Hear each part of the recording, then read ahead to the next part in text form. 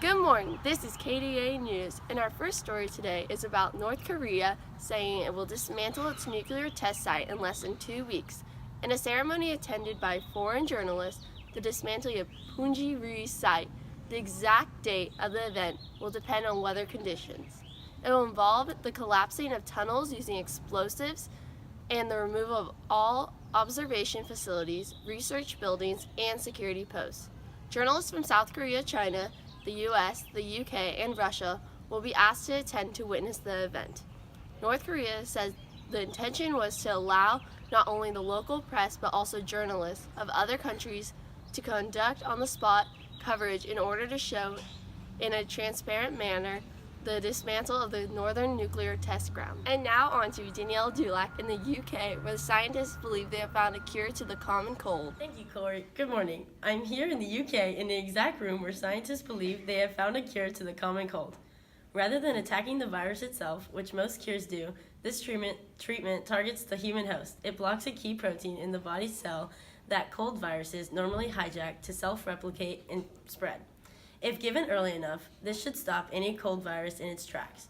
Safety trials in people should start within 2 years. A form of the drug that can be inhaled to reduce the chance of side effects is being worked on.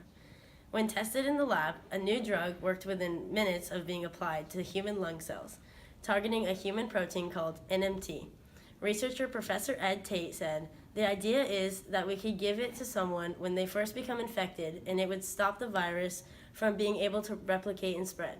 Even if the cold had taken hold, it still might help lessen the symptoms. This could be really helpful to people with health conditions like asthma who can get quite ill when they catch a cold. Cold viruses are plentiful and diverse and evolve rapidly. They can quickly develop resistance to drugs." Dr. Peter Barlow of the British Society for Immunology said, "This study shows great promise in terms of eventually developing a drug treatment to combat the effects of this virus in patients.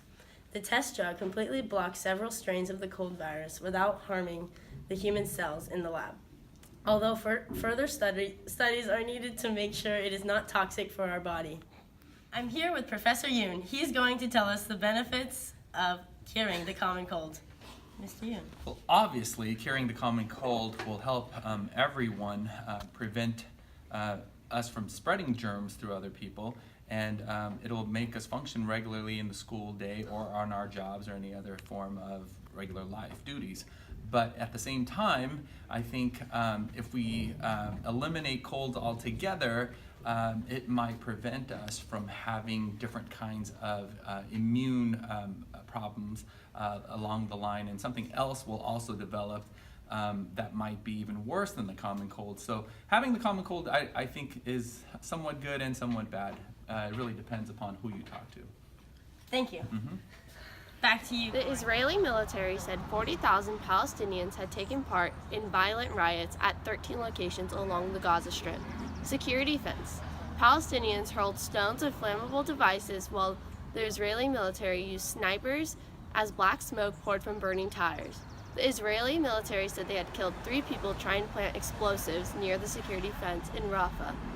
Aircraft and tanks had also targeted military positions belonging to Hamas in the northern Gaza Strip. And now onto Amelia with the weather. Hi, I'm Amelia Kennedy with the weather. As you can tell, we're having crazy rain. I'm expecting a coastal storm with winds up to 100 miles an hour and at least 7 inches of rain. Out here in Fullerton, it's really wild. We're not ready for these types of conditions. So I highly recommend staying home from work and school and staying in as much as possible.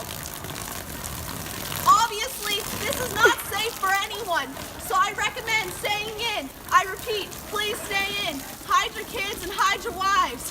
Thank you. This was Amelia Kennedy with the weather. Back to you, Danielle. On brighter news, a newbie marathon runner took second place in the Boston Marathon. Sarah Sellers, a nurse anesthetist from Utah, took up the Boston Marathon for fun with her brother. Little did she know she would finish the race with an astonishing time of 2 hours and 44 minutes and 4 seconds. Sellers stated that she was shocked because she never ran more than 100 miles a week, compared to all the elite runners who would run from anywhere from 130 to 140 miles a week. She really ran through our minds and our hearts. Congratulations, Sarah. Well, with all of us at KDA News, we wish you a fantastic evening.